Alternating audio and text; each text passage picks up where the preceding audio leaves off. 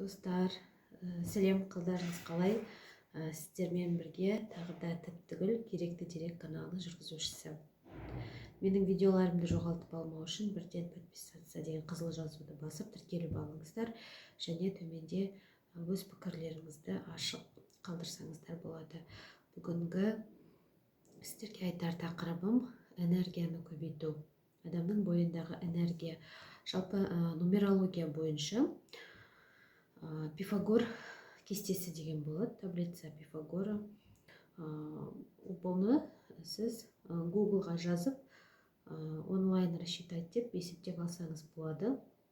Сол кестеде 2 деген сан энергияға жауап беретін сан. Сіздің осы кестеңізде, Пифагор кестеңізде 2 саны көп болса, онда сіз өте энергичный, энергияңыз көп, сондай адам болып саналасыз. Ал егер сізде бір ғана 2 не болмаса, 2 саны мүлдем жоқ болса, онда сізге қосымша энергия көзін іздеу қажет. Энергияның көзін көп жерден алуға болады. Өз басым биден энергия аламын. Көңілді әнді қосып, билеу арқылы өз көңілімді көтеремін.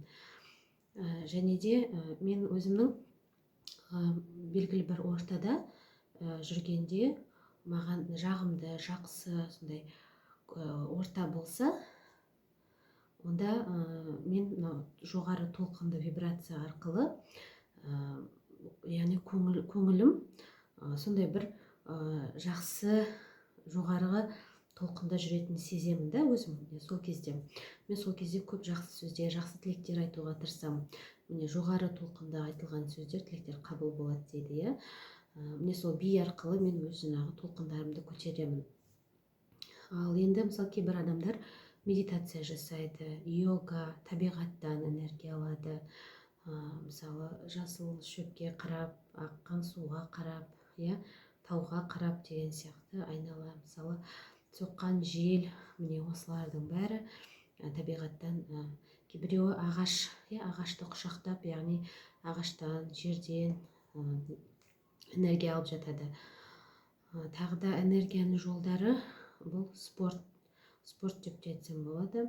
Дене шыныққан кезінде адам жаңағыдай жақсы көңіл күйде, көтеріңкі көңіл күйде күні бойы жүреді. Одан кейін тағы да түрлері бұл дұға арқылы энергия алатын адамдар да болады. Ән айтып, өз көңілін көтеріп, энергияны көтеретін кісілер болады. Сіз өзіңіздің сондай бір энергия көзін тауып алып, үнемі көңіл күйіңіз жоқ болса, өз көңіл күйіңізді өзіңіз көтеріп жүріңіздер. Айтады ғой, сіз өзіңіз көңілді болып жүрмесеңіз, біреу сізді келіп көңіліңізді көтермейді. Сондықтан да үнемі жайдарлы, шын ақ ниетпен, таза ниетпен сондай көңіл күйде жүрейік. Келесі кездескенше сау болыңыздар. Лүпіл басуды ұмытпаңыздар.